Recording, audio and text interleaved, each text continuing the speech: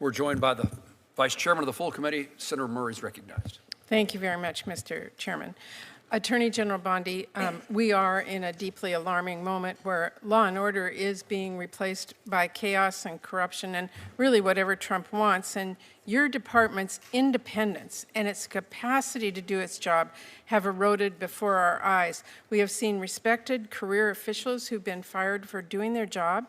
Thousands more are being pushed out with your buyouts and the threat of mass firings, and entire divisions are being eliminated, and grants have been canceled illegally. So I have questions about how and why those decisions are being made, and importantly, whether you're adequately resourcing DOJ to do its job. But before I turn to my questions, I do want to raise my alarm about the troubling pattern of trampling basic rights. Detainees, including U.S. citizens, being shipped overseas without any due process. Elected officials are detained for conducting oversight, and a U.S. senator gets tackled to the ground for asking questions at a press conference. This is not the country I know or the values I believe in, and I hope that colleagues on both sides of the aisle will agree with that. Now, to the questions. Yesterday, and I know that Senator Van Hollen raised this issue, a former DOJ attorney filed a protected whistleblower complaint accusing Deputy AG Emil Bove and senior DOJ leadership of defying court orders, including through, quote, lack of candor, deliberate delay, and disinformation, unquote. The complaint also accuses this administration of firing the whistleblower for, quote, telling the truth to the court.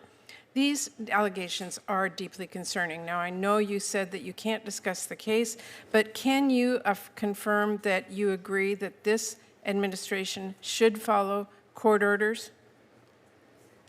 We will follow court orders, Senator. The entire administration will follow court orders. The problem arises in the district courts. All these district courts throughout the country are tying our hands, but here's how we will follow them when we get to the United Supreme Court. I need to ask we're winning. A number of questions. And so, yes, I know we're you following the filibuster, orders of the court. Let me ask my questions.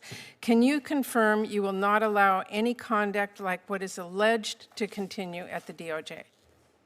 I'm not going to talk about anything that's alleged. What I will talk about with you, hold on, you asked me a question and I get to answer it. What you asked me, alleged conduct that's part of a pending whistleblower lawsuit that was filed on the eve prior to Emil Bove's hearing today. I'm not asking about that suspicious. Case hold on, let me keep going. I would run through a wall for Emil Bove and Todd Blanche. Like to continue with my questions. I have very limited time. Thank you. I just want you to confirm for this you will not allow conduct like that at the DOJ. Yes or no? I will always support and defend Emil Bove, and I will defend Todd Blanche. They are two of the finest people I know and two of the ethical people I know. Let me keep going here. Now, in April, DOJ abruptly terminated over 300 public safety grants that had already gone through a very rigorous and fair and apolitical application process with no explanation. This is funding to investigate and prosecute drug trafficking, to support foster care kids who experienced abuse or neglect, to expand access to forensic exams to prosecute violent crimes like sexual assault.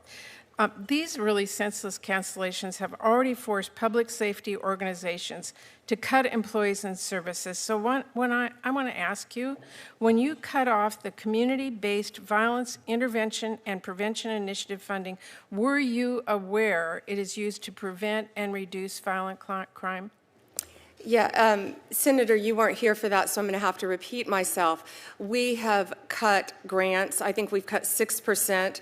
But if we have cut a grant that you feel should not be cut, please reach out to me. I will personally look at it. We've turned multiple grants back on. Okay. We have an appeal process. But if you want to come to me directly, I would be happy to sit down with you and look at that and help you. I'm happy. I appreciate that. Again, we're doing everything we can. Okay, but let me just ask you, when you cut off the expanding access to sexual assault forensic examination grant, were you aware that that grant helps our authorities prosecute rape and sexual assault?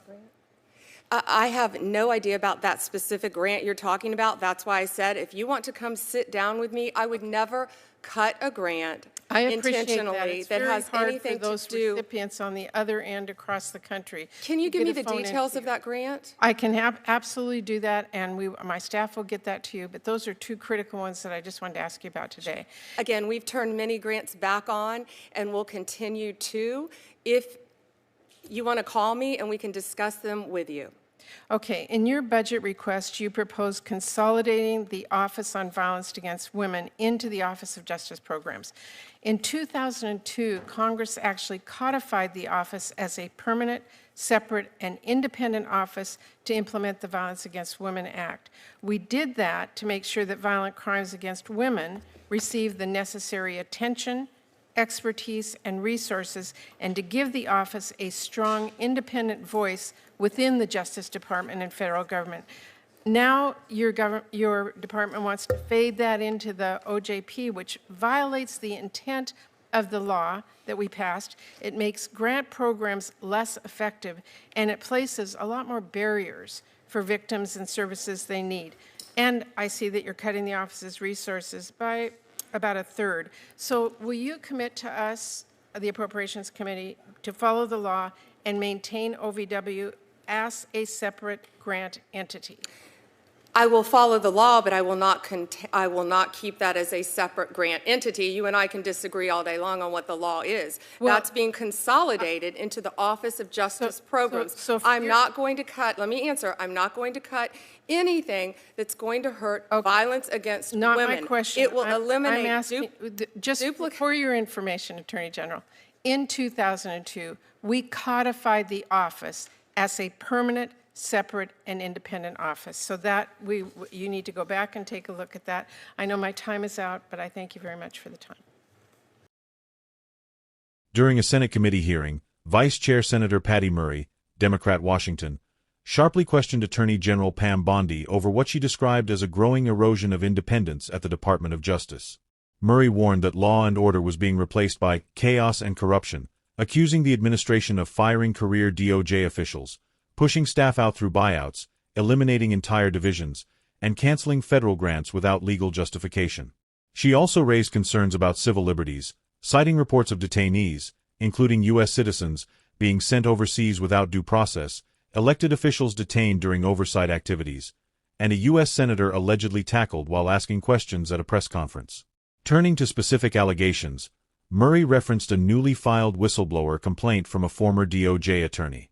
The complaint accuses Deputy Attorney General Emil Bove and senior DOJ leaders of defying court orders through deliberate delay, lack of candor, and misinformation, and claims the whistleblower was fired for telling the truth to the court. When asked whether the administration would follow court orders, Attorney General Bondi said the administration would comply, but argued disputes would ultimately be resolved by the U.S. Supreme Court. She refused to comment on the whistleblower allegations, strongly defending Emil Bove and Todd Blanche, calling them two of the finest people she knows.